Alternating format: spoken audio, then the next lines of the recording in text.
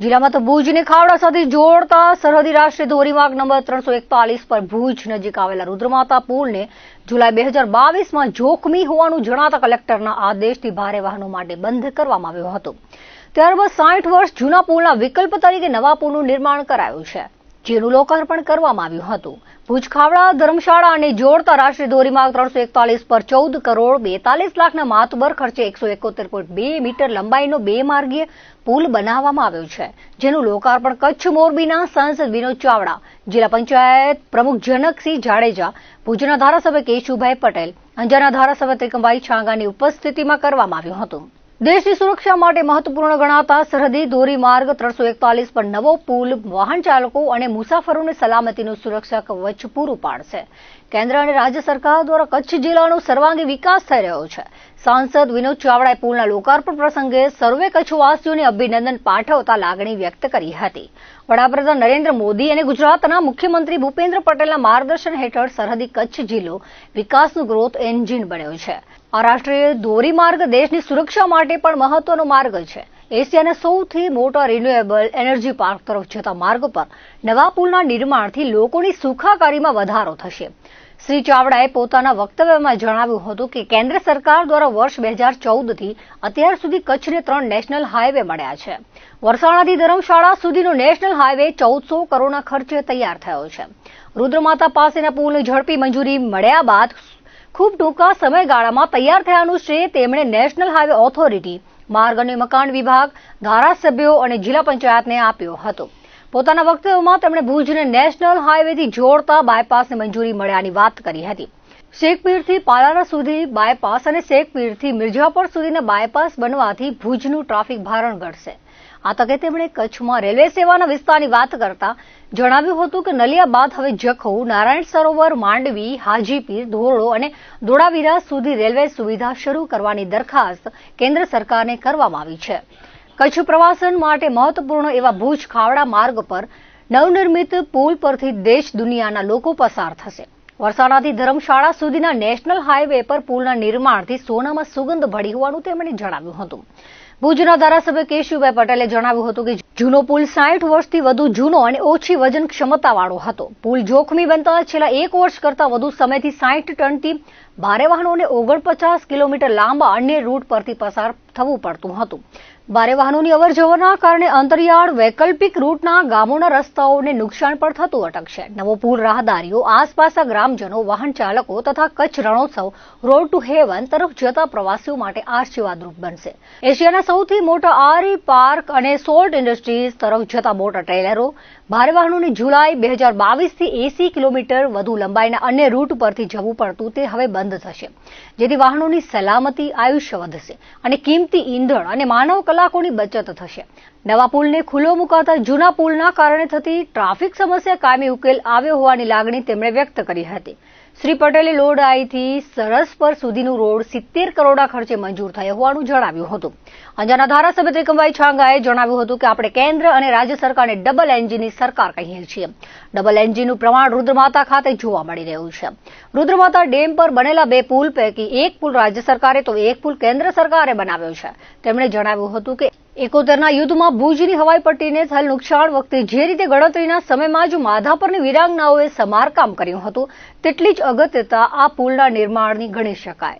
કારણ કે આ પુલ માત્ર સ્થાનિક લોકો કે કચ્છવાસીઓ જ નહીં, દેશની સુરક્ષા માટે પણ તેટલો જ મહત્વપૂર્ણ છે. આ પુલના નિર્માણથી પ્રવાસ અને પરિવહન ક્ષેત્રે લાભ થશે તેવું તેમણે વધુમાં ઉમેર્યું હતું. ભારત સરકારના માર્ગ પરિવહન અને રાજમાર્ગ મંત્રાલયના સહયોગથી ગુજરાત સરકારના માર્ગ અને મકાન વિભાગ દ્વારા 2 લેન બ્રિજ અને 460 મીટર ભુજ બાજુ તથા 330 મીટર ખાવડા બાજુ સહિત કુલ 790 મીટર લંબાઈ અને 10 મીટર પહોળાઈના અપ્રોચ રોડના લોકાર્પણ પૂર્વે ઉપસ્થિત મહાનુભાવો દ્વારા દીપ પ્રાગટ્ય કરાયું હતું. આ કામની વહીવટી મંજૂરી 10મી સપ્ટેમ્બર 2021ને અપાઈ હતી. અમદાવાદના Rajkamal builders infrastructure private limited દ્વારા પુલનું નિર્માણ કરાયું છે. નવનિર્મિત રુદ્રમાતા પુલના લોકાર્પણ પ્રસંગે આગેવાનો, હોદ્દેદારો ઉપરાંત માર્ગ અને મકાન વિભાગના અધિકારીઓ, આસપાસના ગામોના આગેવાનો, ગ્રામજનો મોટી સંખ્યામાં હાજર રહ્યા હતા. ભારત સરકારના માર્ગ મકાન પરિવહન રાજમાર્ગના ભાઈ શ્રી વિલનભાઈ, એમની ટીમ અને આપ સૌ સરપંચશ્રીઓ અને બધા જ ઉપસ્થિત સૌ આગેવાનો, સૌ ભાઈઓ બહેનો અને મીડિયાના મિત્રો, મૂળ જે આપણો રોડ છે, જેમ કેશુભાઈ અને છંગા સાહેબે કીધું, વરસાણાથી ધર્મશાળા અને એ NH 341 ને 341 આખો નવો રોડ આપણને સાહેબ મળ્યો. કચ્છ જિલ્લો એક એવો જિલ્લો હતો કે જેને એક સાથે 3 નેશનલ હાઈવે 2014 પછી મળ્યા. આદરણીય શ્રી નરેન્દ્ર મોદી સાહેબ દેશના વડાપ્રધાન બન્યા, એમાં એક આપણો આ નેશનલ હાઈવે હતો અને 1400 કરોડ રૂપિયા મંજૂર કર્યા સાહેબ. અને જેનું પહેલા ફેઝનું કામ ભુજથી ધર્મશાળા પૂર્ણ થયું.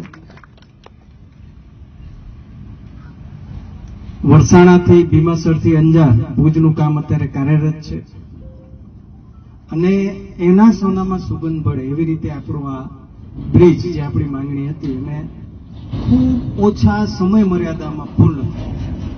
તો આપણે આપણા આગેવાનો કેશુભાઈ અને આદરણીય શ્રી છાંગા સાહેબ, એમનો બંનેનો પણ, અને જિલ્લા પંચાયતના પ્રમુખ, એમનો પણ આભાર માનીએ કે એમનો સાથ અને સહકાર, સહયોગ રાજ્ય સરકાર દ્વારા પણ એમણે સતત આપણને માર્ગદર્શન આપ્યું અને કુલ મળી કરીને આ બ્રિજ ટૂંકા ગાળામાં મંજૂર થયો અને ટૂંકા ગાળામાં એનું સાહેબ કામ પણ પૂર્ણ થયું અને આજે લોકાર્પણ થઈ રહ્યું છે.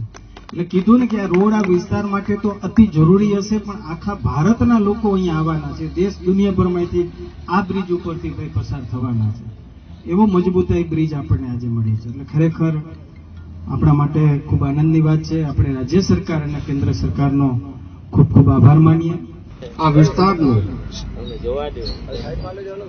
કારણ કે પશ્ચિમ કચ્છ જે છે ને, એનું આખું એક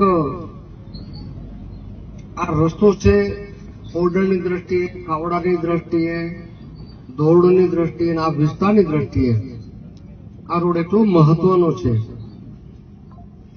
અને જે બ્રિજ બન્યો 70-75 વર્ષ પહેલા, બ્રિજને કઈ નુકસાન નથી, પણ આપણે એવું ડાળ્યું કે 70 વર્ષથી એટલે ગેટો થયો હશે એમ માની લીધું.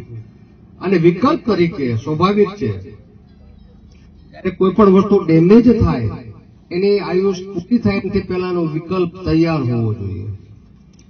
ભાગરૂપે આજે રુદ્રાણી એક સરસ મજાનો જે બ્રિજ બન્યો છે, જે સેતુ બન્યો છે, એના કાર્યક્રમમાં ઉપસ્થિત સાંસદ ભાઈ શ્રી વિનોદભાઈ, અમારા સાથી મિત્ર ધારાસભ્ય ત્રિકમભાઈ, જિલ્લા પંચાયતના અમારા મિત્ર ભાઈ શ્રી જનકસિંહભાઈ, ભાઈ ભીમજીભાઈ, દામજીભાઈ, કટુબાભાઈ, ભૂરાભાઈ, મામન્દ્રભાઈ, લખુભાઈ, જેને આ જવાબદારી છે, જેને દેખરેખ કરી છે, એવા વિસાવડિયા સાહેબ, એનો સ્ટાફ ઉપસ્થિત, આપ સૌ આ વિસ્તારના સરપંચો ઉપસ્થિત.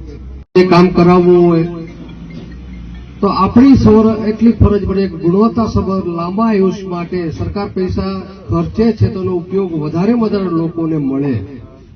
ક્યાંક આખા રોડમાં ક્યાંક આપણે સરખું નથી, પણ એ પણ આપણે ધ્યાને મૂક્યું છે કે અત્યારે આટલા મોંઘા પૈસામાં આ 14 કરોડ રૂપિયા બ્રિજના સરકાર ખર્ચ્યો. નાની રકમ નથી. આપણે એમ લાગે છે ઠીક છે 14 કરોડ નાની રકમ નથી. એ તમારા ને મારા ટેક્સના પૈસા છે, મારા જ પૈસા, આપણા જ પૈસા ત્યાં બને છે વિકાસ. તો આપણા પૈસાનો વધારે સદુપયોગ કેમ થાય?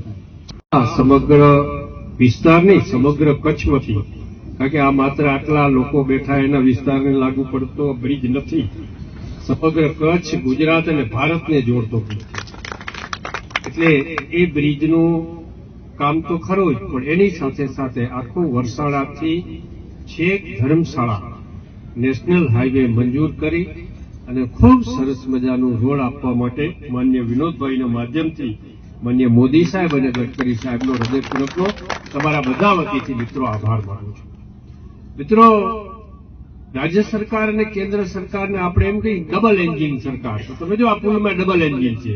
જૂના વખતનો જે બ્રિજ હતો એ રાજ્ય સરકારે બનાવ્યો, હવે આ પુલ બનાવ્યો કેન્દ્ર સરકારે, એટલે ડબલ એન્જિનની સરકાર થઈ. બે પુલ બન્યા, એક રાજ્ય સરકારે બનાવ્યો, બીજી કેન્દ્ર સરકારે આ બ્રિજ બનાવ્યો. સાહેબ 14.42 કરોડના ખર્ચે, માતબાર ખર્ચે પુલનું બાંધકામ થતા પ્રવાસન પ્રવૃત્તિને, આ વિસ્તારના લોકોને તો સુખાકારીમાં ફરક પડશે, પણ એની સાથે સાથે પરિવહન ટુરિઝમ આખી પ્રવૃત્તિને ખૂબ સરસ મજાનું એને બળ મળશે આ પુલના બાંધકામ